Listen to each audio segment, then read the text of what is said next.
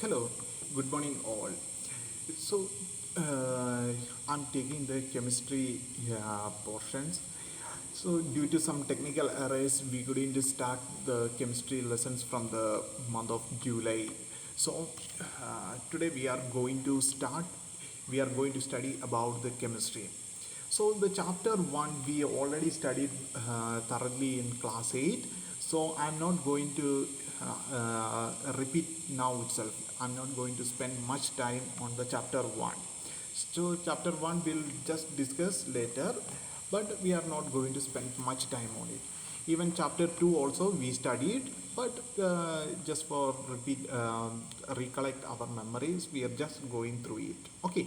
So chapter 2 means we are going to study about chemical changes and chemical reactions. We know about the term changes. Changes means if one thing is transform forms to another, that is we are calling it as change. So in our world, two kinds of changes are there. First one is the physical change. First kind of changes are the physical change. Suppose if we are taking our weather. Weather means now it is daytime. After a few hours it will be night. Then again after few hours it will be day. So we know that this change will be there, but it will repeat. It is not a permanent change. It is only a temporary change. Or if you are taking a paper, that paper if you tear it, then after that you can join it.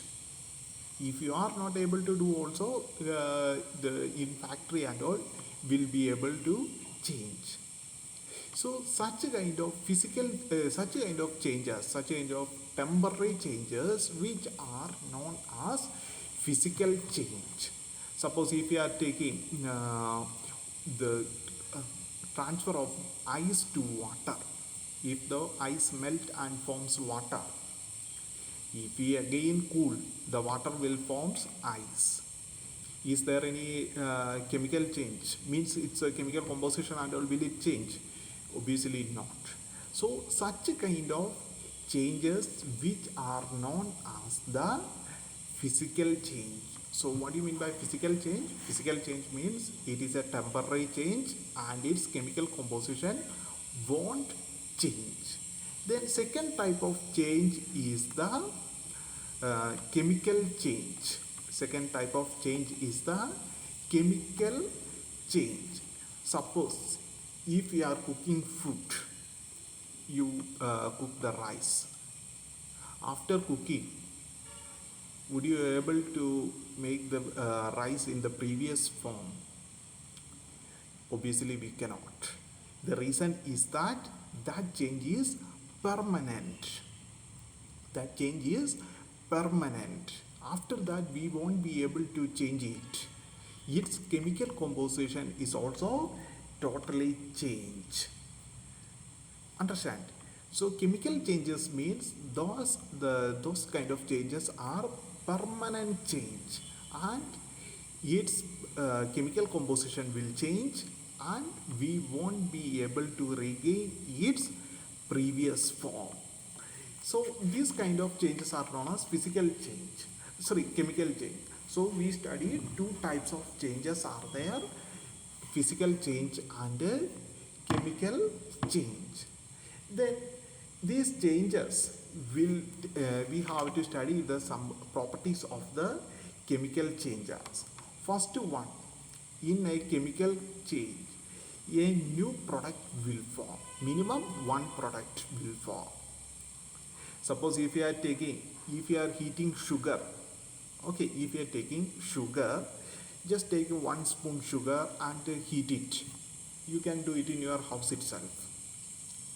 Just take just 1 spoon sugar and just apply heat energy. What will happen? After that, we will get only a black color thing. You can check it, okay? What does it means? Which means that the glucose means Sugar means C12H22O11. When we apply heat energy, the sugar will decompose into carbon and water. Then this water will vaporize. It will goes to the atmosphere, and the black portion is the pure carbon. Then after that, would be able to produce the sugar again from the carbon? No, we cannot produce it. So such kind of changes are known as chemical change. So chemical change means first thing we have to study is when a chemical change takes place, one or more products will form. Entirely different products will form. Then second thing is the weight of the substance will change. You can see here sugar, which is a heavy substance, but after the change it becomes lighter compounds. You can see here carbon, which is a lighter element, and water is a small compound, but at the same time here means a which is a heavier one. Then the chemical change is permanent and irreversible. It is a permanent change. Once if it happen means we won't be able to regain it, and irreversible, we won't be able to reverse the reaction. Then during this reaction the energy is required.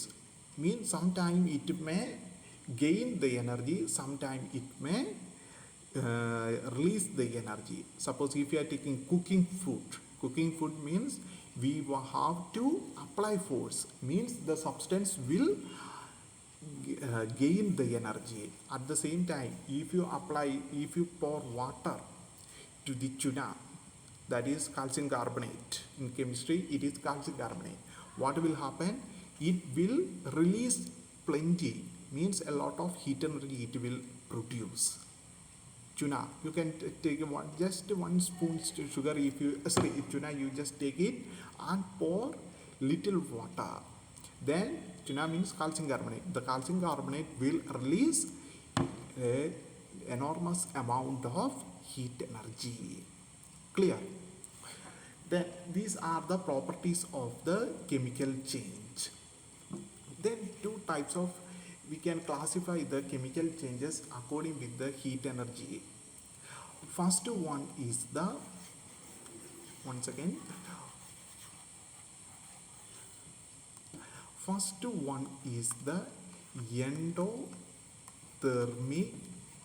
endothermic reaction. So first one is the endothermic reaction. What do you mean by endothermic reaction? Yeah, in endothermic reaction, the substance will gain the energy.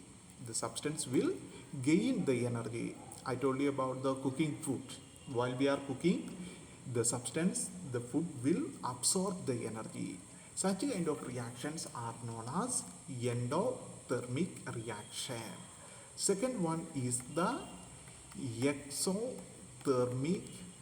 Second one is the exothermic reaction. What do you mean by exothermic reaction? Yeah, exothermic reaction means during the chemical change, it will release the heat energy. I told you just before, I told you the example of tuna. When we pour the water to tuna, the calcium carbonate and water will react and it will release large amount of heat energy. Such kind of reactions are known as exothermic reaction.